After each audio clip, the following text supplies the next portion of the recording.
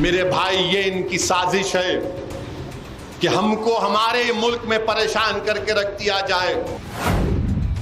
आप स्टेटलेस बनाना चाहते हैं भारत की सब 17 करोड़ मुसलमानों को। किशनगंज की आवाम CAA के खिलाफ वोट देगी और इंशाअल्लाह ताला बीजेपी को हराएगी इंशाअल्लाह ताला।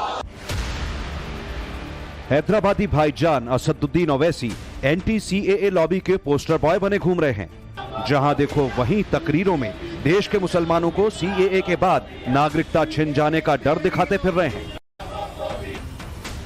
और अब इन्होंने CAA के खिलाफ सुप्रीम कोर्ट का रुख किया है, इस मांग के साथ कि CAA संविधान की मूल भावना का विरोध करता है, लिहाजा CAA के एग्जीक्यूशन पर तुरंत रोक लगाई जाए। अपनी याचिका में ओवैसी का कहना है कि CAA और NRC का आपस में जुड़ाव खतरनाक है। NRC के जरिए भारतीय मुसलमानों को निशाना बनाने की योजना बनाई जा रही है। सुप्रीम कोर्ट जाना एक अर्जेंसी है, वक्त का अहम तकाजा है, क्योंकि अगर ये सरकार सिटीजनशिप देना शुरू कर दे एक अनकॉन्स्टिट्यूशनल लॉ पर जिसको एक रिलीजन के ऊपर बनाया गया है, तो इससे नुकसान हो सकता है। अगर आप इस लॉ के उस रूल्स के तहत उन तमाम लोगों को दे देंगे सिटीजनशिप जिनका रिलीजन इस्लाम नहीं है, तो ये बड़ा ही नाइंसाफ़ी होगी उन लोगों के लिए, उन मुसलमानों के लिए जिनका नाम नहीं आया। CAA पर रोक लगाने को लेकर साल 2019 से ही करीब 200 याचिकाएं सुप्रीम कोर्ट में फाइल की जा चुकी हैं, जिन पर सुनवाई पेंडिंग है। इसमें अब ओवैसी की पिटीशन भी शामिल हो चुकी है।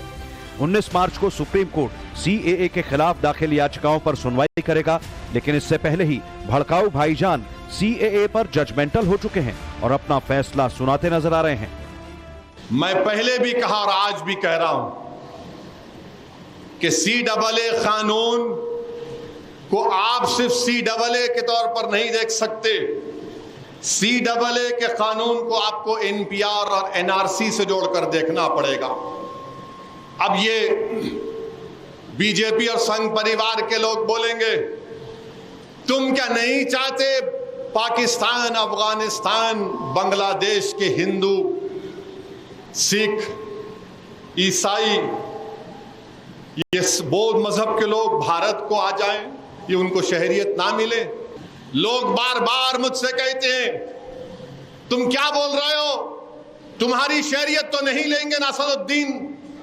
मैं उनसे कहता हूं कि CAA का ताल्लुक सिटीजनशिप कानून से है, NPR का ताल्लुक सिटीजनशिप कानून से है, NRC का ताल्लुक सिटीजनशिप कानून से है। और कब से हम लोग मजहब की बुनियाद पर सिटीजनशिप देंगे? CAA के खिलाफ कमोबेश सारी विपक्षी पार्टियां हाय तौबा मचा रही हैं, लेकिन खुद को मुसलमानों के स्वयंभू मसीहा समझने वाले सीनियर ओवैसी कुछ ज्यादा ही फॉर्म में हैं। मोदी हटाओ के नारे में CAA का डर दिखाकर इमोशनल फैक्टर डाल रहे हैं, तो साथ ही साथ हर मसले को मजहबी रंग देने की अपने सियासी स्टाइल से भी बाज नहीं आ रहे। मजहब की बुनियाद पर जब सिटीजनशिप दी जा रही है, तो मजहब की बुनियाद पर छीनी भी जा सकती है। मजहब की बुनियाद पर जब सिटीजनशिप दी जा रही है, तो मजहब की बुनियाद पर छीनी भी जा सकती है ना। जुबां पर मुसलमान, इमोशन वाला कार्ड और तल्ख तेवर दिखाने वाले ओवैसी अब CAA यानी सिटीजनशिप अमेंडमेंट एक्ट को संविधान की मूल भावना के खिलाफ बता रहे हैं। मुस्लिम समुदाय के मन में यह बात बिठाने में जुटे हैं कि मुसलमानों के लिए कानून कितना खतरनाक है।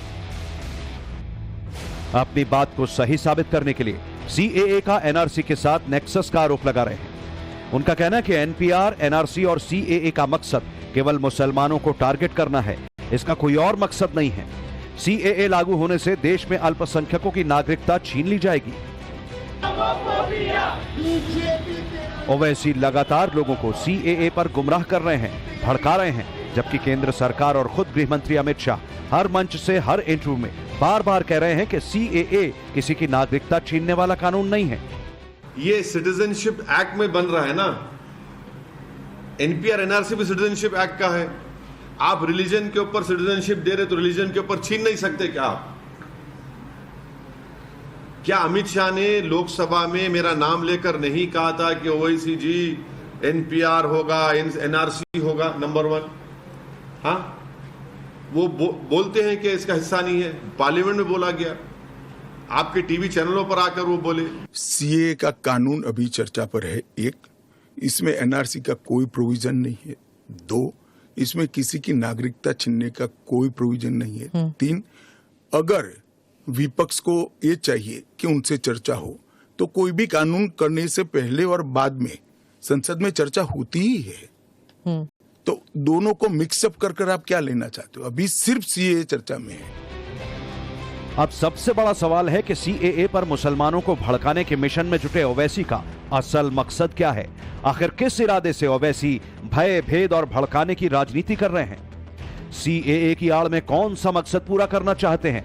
खुद ओवैसी की जबानी सुन लीजिए। अब 6 बजे से शुरू हो जाएंगे। भड़काऊ भाषण दिया असदुद्दीन, चुनाव सामने है रख के दिया, बराबर चुनाव सामने रख के बोल रहा हूं मैं। सुना आपने, खुद ओवैसी भाईजान ने ही कबूल कर लिया कि मौका चुनावी है, लिहाजा अपने तरकश से छोड़े गए भावनात्मक तीरों के सहारे वो मुस्लिम वोटर्स को मजलिस के हक में लामबंद करने के मिशन में जुटे हैं। लेकिन साथ ही झटकों से लड़खड़ाते इंडिया अलायंस का खेल बिगाड़ने के लिए भी बिसात बिछाते नजर आ रहे हैं। अब सवाल है कि ओवैसी राहुल गांधी का खेल कैसे बिगाड़ सकते हैं? अखिलेश यादव की नींद कैसे उड़ा सकते हैं? ओवैसी के दाव से तेजस्वी यादव की परेशानी कैसे बढ़ जाएगी? ममता और केजरीवाल के साथ ओवैसी कौन सा खेला कर सकते हैं? ये सब कुछ आपको दिखाएंगे, लेकिन मजलिस का गेम प्लान जानने से पहले ओवैसी का ये बयान सुन लीजिए। आगे बढ़ना है ना, आगे बढ़ेंगे ही तो हर पॉलिटिकल पार्टी आगे बढ़ती है ना। किसके साथ? अरे आगे बढ़ेंगे भाई, किसके साथ बोल? तो हम में काबिलियत है, हम खुद आगे बढ़ रहे हैं। ओवैसी का इरादा तो आप जान गए। अब ओवैसी का पैन इंडिया इलेक्शन लड़ने का प्लान भी देखिए, जिसमें हैदराबादी भाईजान ने इस बार 2 से ज्यादा लोकसभा सीटें जीतने के लिए खास प्लान बनाया है। ओवैसी की पार्टी ने हैदराबाद और औरंगाबाद के साथ यूपी, बिहार, पश्चिम बंगाल और महाराष्ट्र में चुनाव लड़ने का मन बनाया है। दिल्ली में भी मजलिस की जो तैयारी देखी जा रही है, उससे कयास लगाए जा रहे हैं कि उनकी पार्टी एआईएमआईएम दिल्ली में चुनावी दस्तक देकर सबको चौंका सकती है। देखिए, औरंगाबाद से इंशाल्लाह इम्तियाज जलील साहब लड़ेंगे, किशनगंज से अख्तरुल ईमान साहब जो हमारे बिहार के अध्यक्ष लड़ेंगे, हैदराबाद से इंशाल्लाह पार्टी असदुद्दीन ओवैसी को टिकट देगी। इससे हटकर भी बिहार, यूपी, महाराष्ट्र में हमारे वहां के पार्टी प्रेसिडेंट्स डिसाइड कर रहे हैं। इसीलिए ओवैसी सियासी माहौल बनाने में जुटे हैं। सीएए के नाम पर मुसलमानों को डरा रहे हैं, हल्ला मचाकर कह रहे हैं कि मोदी देश को हिंदू राष्ट्र बनाना चाहते हैं और मुसलमानों का वजूद खतरे में दिख रहा है। सीएए पर भड़काकर मुस्लिम वोटों को बीजेपी से दूर रखने के लिए इंडिया अलायंस के नेता जो दांव चल रहे थे, सेम दांव ओवैसी भी चल रहे हैं, क्योंकि 24 के चुनाव में ये सारी जद्दोजहद मुस्लिम वोटों के लिए है। लेकिन ओवैसी की चाल और मुस्लिम वोट बैंक के बिखराव के डर ने उत्तर प्रदेश में अखिलेश यादव की टेंशन बढ़ा दी है। यूपी में समाजवादी पार्टी और कांग्रेस के लिए ओवैसी एक बड़ी सियासी मुसीबत कैसे बन सकते हैं, वो भी समझ लीजिए। दरअसल यूपी की 20 लोकसभा सीटों पर चुनाव लड़ने का एआईएमआईएम का मसौदा तैयार है और काफी दिनों से इंडिया अलायंस को पॉलिटिकल वार्निंग भी दी जा रही है।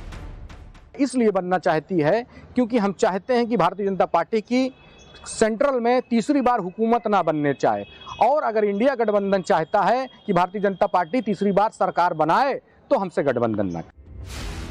मुस्लिम वोटों में सेंधमारी करने की एआईएमआईएम की इस धमकी के बाद सबके मन में सवाल उठ रहे हैं कि अगर पश्चिमी यूपी की मुस्लिम बहुल सीटों से ओवैसी की पार्टी सियासी करतब दिखाएगी तो अखिलेश और राहुल की उम्मीदों पर ग्रहण लग सकता है।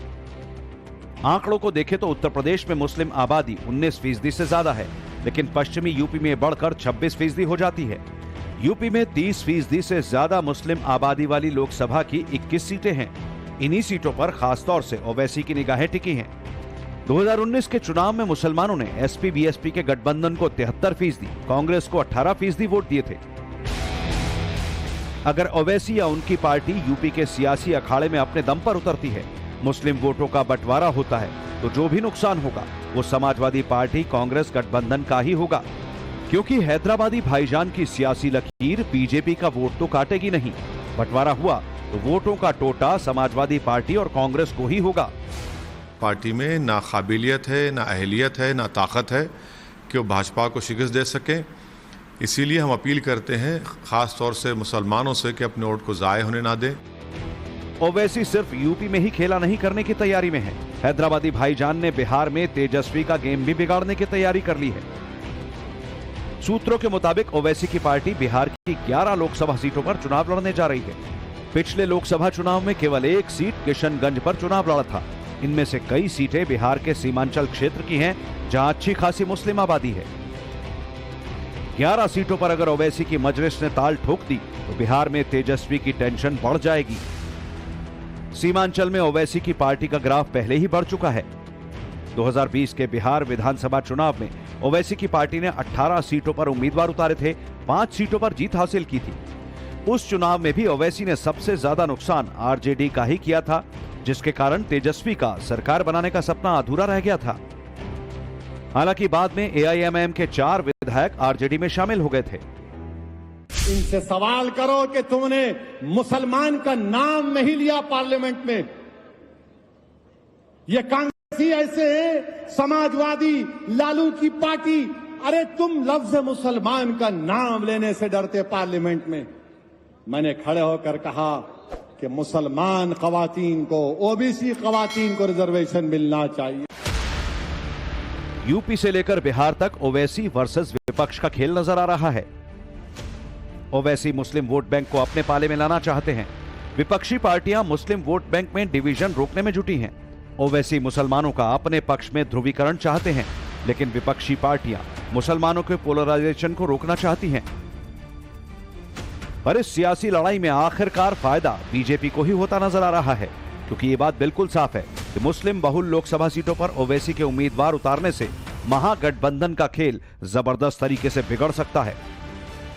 बिहार के साथ साथ ओवैसी ने बंगाल और झारखंड में भी चुनाव लड़ने के संकेत दिए हैं। ओवैसी झारखंड की 2 से 3 सीटों पर अपने उम्मीदवार उतारने पर विचार कर रहे हैं, तो वहीं ओवैसी पश्चिम बंगाल की मुस्लिम बहुल सीटों पर भी चुनाव लड़ने की रणनीति बना रहे हैं, जो सीमांचल से लगी हुई हैं और जहां मुस्लिम वोटर 30% से ज्यादा हैं। ओवैसी की मजलिस की निगाहें दिल्ली पर भी हैं। ओवैसी की पार्टी दिल्ली में भी पैर फैलाती नजर आ रही है और शायद मजलिस का ही डर है कि केजरीवाल सीएए पर असदुद्दीन ओवैसी की भाषा बोलते नजर आ रहे हैं। दिल्ली के सियासी मैदान में कांग्रेस और आप की तरफ से मुस्लिम मतदाताओं को रिझाने का खेल शुरू हो गया है। मुस्लिम बहुल इलाकों में प्रचार के अलावा सीएए के बहाने मुद्दों को धार दी जा रही है, क्योंकि दिल्ली के 7 लोकसभा क्षेत्रों में से 3 पर मुस्लिम मतदाताओं की संख्या इतनी है कि वो हार जीत तय करने में अहम भूमिका निभा सकते हैं। इन 3 सीटों में उत्तर पूर्वी दिल्ली और चांदनी चौक लोकसभा सीट शामिल है। उत्तर पूर्वी लोकसभा क्षेत्र में करीब 23% मुस्लिम मतदाता हैं, जो सभी सीटों के मुकाबले ज्यादा हैं। पूर्वी दिल्ली में 16% और चांदनी चौक लोकसभा क्षेत्र में 14% मुस्लिम वोटर्स हैं। इनके अलावा नॉर्थ वेस्ट में 10%, दक्षिण दिल्ली में 7%, वेस्ट दिल्ली में 6% और नई दिल्ली में 5% मुस्लिम मतदाता हैं। यूपी, बिहार, बंगाल और दिल्ली के अलावा महाराष्ट्र की सियासत में भी मुस्लिम वोट बैंक काफी अहम है। यहाँ कई सीटें ऐसी हैं जहां पर मुस्लिम वोटर सीधे नतीजे बदल सकते हैं। इन्हीं मुस्लिम वोटर्स को अपने पाले में लाने के लिए सियासी तरकश से सीएए के तीर चला जा रहे हैं।